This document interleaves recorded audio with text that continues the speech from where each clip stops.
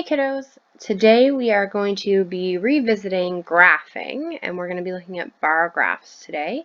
When we were in school, in class, we did a lot of graphing of interviews or poll questions where you would come up with a graphing question and you would ask a bunch of people, you would tally their results, and then you would graph what choice was the most popular. Because we can't get out there and interview people and ask them our graphing questions, today we're actually going to be graphing the frequency of something. And in this case, we're going to be graphing how often certain words are said. The first thing that you're going to want to do is pick a TV show, movie, or in my case, a YouTube video that you're interested in watching and that is longer than, let's say, 10 minutes, because that'll give us lots of data. So what I have picked is I have picked the 2017 Tim Hortons Roar of the Rings, which is the Olympic trial tournament for curlers. So this was the trials to see who was going to get to be Team Canada at the 2018 Olympics. And I have picked my favorite team, which is Kevin Cooey's team, and he is playing Mike McEwen. So I am going to watch this video. The next step is I'm going to pick 4 words that I think are going to happen during this game that the players are going to say frequently, but not so much that I'm tallying every second. So I'm going to show you the words that I picked. So it's important to pick 4 words that are a little bit unique to what it is that you're watching so that they come up often enough that we'll have lots of good data to graph, but that they don't come up so often that you're tallying every second you're watching your show or movie or YouTube video. So for me, where I am watching an old curling game, I am going to pick my first graphing word, and I'm going to pick the word run back. So a run back is a type of curling shot that happens often, but not every shot is a run back. It's a harder shot, so I think both of these teams will probably play it a few times, but not a ton. So that is my first word.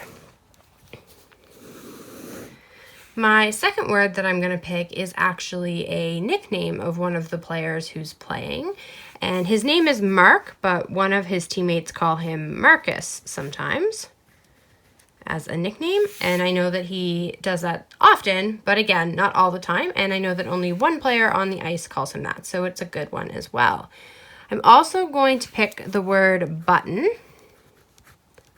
It's the most important part of a curling sheet. It's the very center. It's what everybody wants to be close to, but curlers call it a lot of different things. So it's officially called the button, but many curlers call it the pin or the lid or sometimes the bullseye. So even though I know that the curlers and commentators will be talking about this part of the ice a lot, they all have a different word that they call it, and so I know that this word will come up, but not all the time. The last word I'm going to pick is Olympic.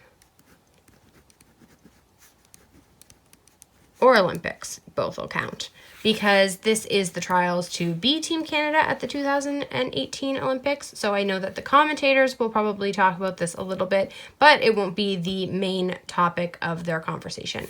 So those are my 4 words, and I am ready to keep my tallies of how often these words are said during this curling game. And remember, when you are tallying, that it is 1, 2, 3, 4, and then on that 5th one, you're going to shut the door. That's going to make it nice and easy to count up when we're all done. So let's get watching.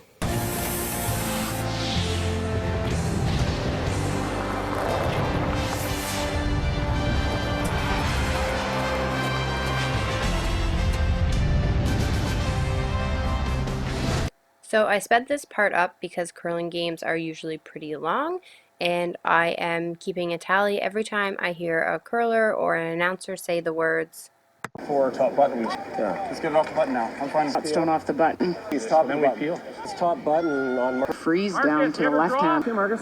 Okay. Foot run back with their own. And so he misses the run back. Those run backs. Why a run back if he Olympics. So many of the Olympic.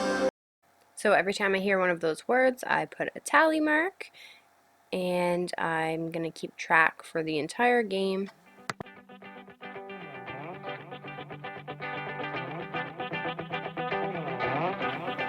So this is the last shot of the game, and I am all done keeping tally of the words, and these are my final results, so you can see there my final numbers.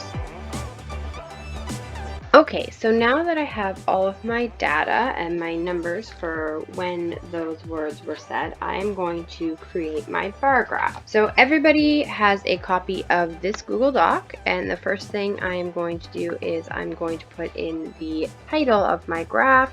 So I'm going to call my graph Curling Game. And down below, I have word 1, word 2, word 3, and word 4. So I'm going to replace word 1 with my word run back. And word 2 was Marcus.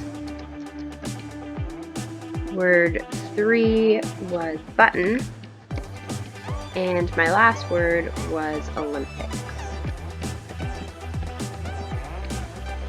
Now I need to decide what my graph is going to go up by. We know we can count by 1s, 2s, 5s, 10s. And when I look at my numbers, I had a 4, an 8, 14, and a 13. So I think I'm going to get mine to go up by 2. Now typically if we were doing this on a piece of paper, we know that our line would be where we would be placing the number, so it would be right here. Unfortunately, when we're doing it online this way, there's no way to get the number right there, so I'm going to have you fill your numbers inside these boxes.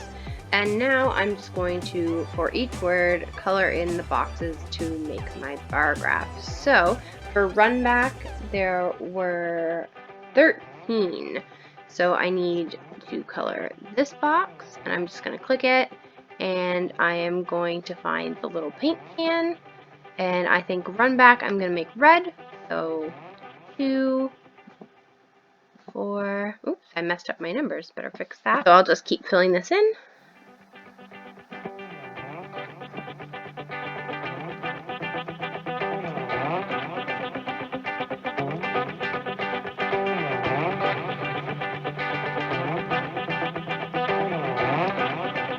So it's filled into 12, and I had just said that I actually had 13.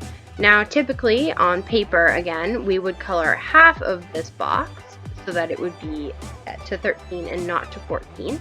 But that is, again, not an option that we have when we're using Google Docs. So what I'm going to get you to do, if you have a bar graph category that doesn't fit perfectly on your graph, I'm going to get you to just type in the number on top of it. So I've rounded mine to 12 instead of 13, and I'm just going to write at the top that it is 13.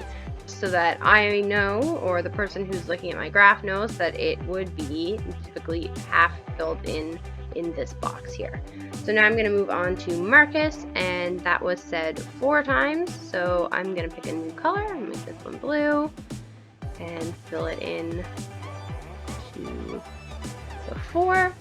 And moving on to the word button, which was said 14 times. So we're going to do this one as well. We'll make it pink. Right up to the 14. There we go. And then my last word was Olympics, and it was said 8 times. So we'll fill it in as well.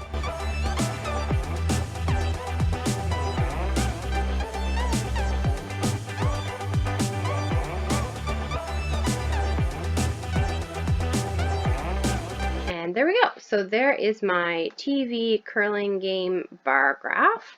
Now by looking at this, I would be able to tell you that clearly button was said more times, but run back was a close second.